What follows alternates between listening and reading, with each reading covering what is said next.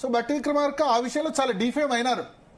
ఆయన ఆ విషయంలో ఇవ్వాలి. ఈ నైని బ్లాక్ సంగతి ఏందో కానీ, బట్ ఒకటి కాంగ్రెస్ గవర్నమెంట్ ఉన్నప్పుడు ఇంతే, ఏంటంటే ఒకరినొకరు తవ్వుకునే ప్రయత్నం చేస్తారు, ఒకరినొకరు దెబ్బ తీసుకునే ప్రయత్నం చేస్తారు. అల్టిమేట్లీ ఇప్పుడు రాజశేఖర రెడ్డిని కూడా దెబ్బతీసే ప్రయత్నం చేశారు, కానీ ఆయన క్లియర్ స్ట్రాంగ్ లీడర్ గా ఎమర్జ్ అయినప్పుడు ఆ ఇబ్బంది రాలేదు. బట్ రేవంత్ రెడ్డికి ఇంకా యాక్సెప్ట్ చేయట్లేదు.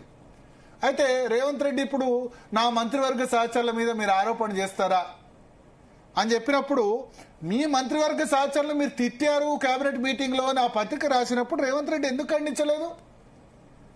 ఆంధ్రవతి కథనాన్ని 3 నెలల క్రితం నేను ఉత్తమ్ కుమార్ రెడ్డిని తిట్టాను, బట్టిని తిట్టాను అని చెప్పినప్పుడు రేవంత్ రెడ్డి దాన్ని ఖండించాలి కదా.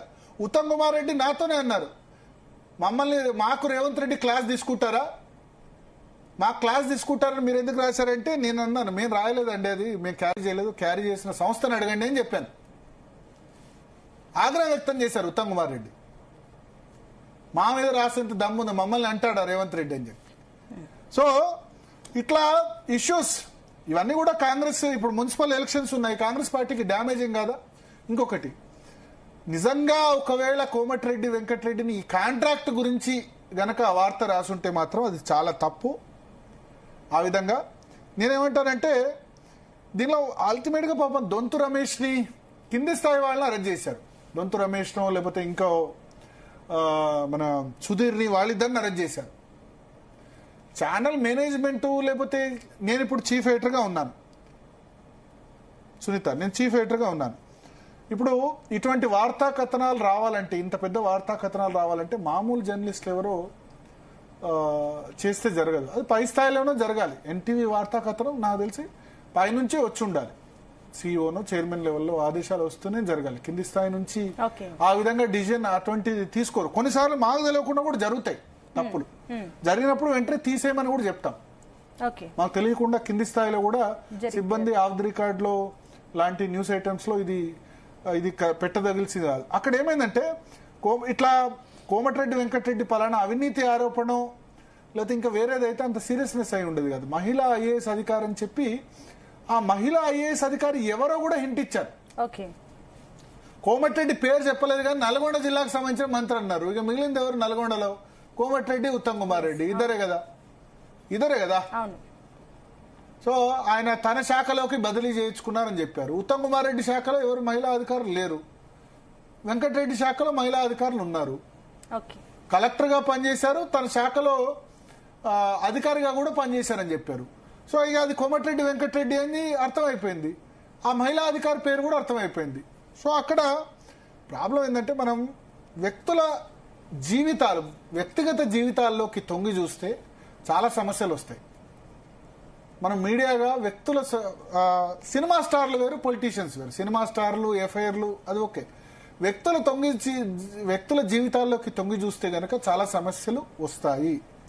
అది కోమటిరెడ్డి వెంకటరెడ్డి అయినా లేకపోతే కేటీఆర్ అయినా సరే. కేటీఆర్ గురించి కూడా చాలా ఒక హీరోయిన్ అంటగడుతూ చాలా మంది సోషల్ మీడియాలో దానిలో కామెంట్ చేస్తున్నారు. తప్పు కదా, కేటీఆర్ కుటుంబంలో ఎంత బాధ అవుతుంది. నిజంగా మీరు వెళ్ళి చూసారా, ఏమైనా జరిగిందని ప్రూఫ్ ఉందా? కాంక్రీట్ గా ప్రూఫ్ లేని ఆమె హీరోయిన్ కాబట్టి ఓకే, బట్ అదర్వైజ్ సేమ్ ఇదే ఐఏఎస్ ఐపీఎస్ అధికారం లేకపోతే ఇంకా వేరే ఏదన్నా అయితే గనక డెఫినెట్ గా అది చాలా పెద్ద ఇష్యూ అయి ఉండేది. అది కోమటిరెడ్డి వెంకటరెడ్డి మీద రాసినా, కేటీఆర్ మీద రాసినా, ఎవరి మీద రాసినా తప్పనే నేను అంటాను. It's not correct. ఏదైతే ఆ విధంగా చేయడాన్ని 100% నేను తప్పనే చెప్తాను. సో ఇక్కడ కోమటిరెడ్డి మీద ఆ కథనం ఎందుకు రాశారు, ఏంటి, దానికి ఎందుకు మళ్ళీ వాళ్ళు విత్డ్రా చేసుకుని క్షమాపణ చెప్పాల్సింది అనేది పక్కన పెడితే, సరే ఎన్టీవీ ఈ విషయంలో మిస్జడ్జ్మెంట్ కావచ్చు, తప్పు కావచ్చు, బట్ నెక్స్ట్ ఏ మీడియానైనా వ్యక్తుల జీవితాల్లోకి తొంగి చూడడం మొదలు పెడితే గనక దానికి హద్దు అదుపు అన్నది ఉండదు. కేటీఆర్ మీద ఇస్తే కాంగ్రెస్ వాళ్ళు సంతోషపడచ్చు రేపు, బట్ కాంగ్రెస్ మిమ్మల్ని కూడా రేపు అనొచ్చు కదా, రేపు రేవంత్ రెడ్డినో లేకపోతే వేరే వాళ్ళకు కూడా ఏదో లింక్ కడుతూ రాయొచ్చు కదా. సో రాజకీయ నాయకులు కూడా ఈ విషయంలో ఏకం కావాలి. ఏంటంటే కేటీఆర్ మీద రాస్తే సంతోషం, కోమటిరెడ్డి వెంకటరెడ్డి మీద రాస్తే సంతోషం, ఐఏఎస్ అధికారులు ఏకమైనట్టు రాజకీయ నాయకులు కూడా ఏకం కావాలి. అంటే మీరు అన్నట్లు ఇదంతా పై స్థాయి నుంచి చెప్తేనే వార్త రాశారని అనుకోవచ్చా? ఏది ఇప్పుడు ఇందాక ఏదైతే న్యూస్ ఐటమ్ ఏదైతే పడింది అని చెప్పేసి కోమటిరెడ్డి గురించి పర్టికులర్ గా అని పై స్థాయి అని అని ఇవాళ ఆంధ్రజ్యోతిలో రాశారు. అది చెప్తే ఆంధ్రజ్యోతి మొదలేమనుకున్నారు, మొదలు అనుమానం కోమటిరెడ్డి వెంకటరెడ్డి మీద వార్త వచ్చినప్పుడు సీఎం మీద అందరికి అనుమానం కలిగింది. నమస్తే తెలంగాణ రాసింది, ఇది రాయించింది సీఎంఏ అని చెప్పింది.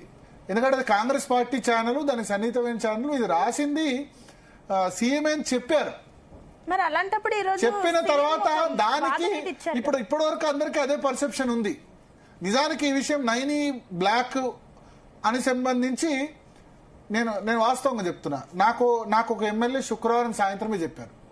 కాంగ్రెస్ పార్టీ ఎమ్మెల్యే, కోమటిరెడ్డికి అత్యంత సన్నిహితంగా ఉండే ఎమ్మెల్యే నాకు శుక్రవారం సాయంత్రమే చెప్పారు, నైనీ బ్లాక్ గురించి కోమటిరెడ్డి వెంకటరెడ్డి దాన్ని ఆపోజ్ చేస్తున్నారు, తనకు టెండర్ కావాలని చెప్పలేదు, దాన్ని ఆపోజ్ చేస్తున్నారు, బట్టి విక్రమార్కకు రాకుండా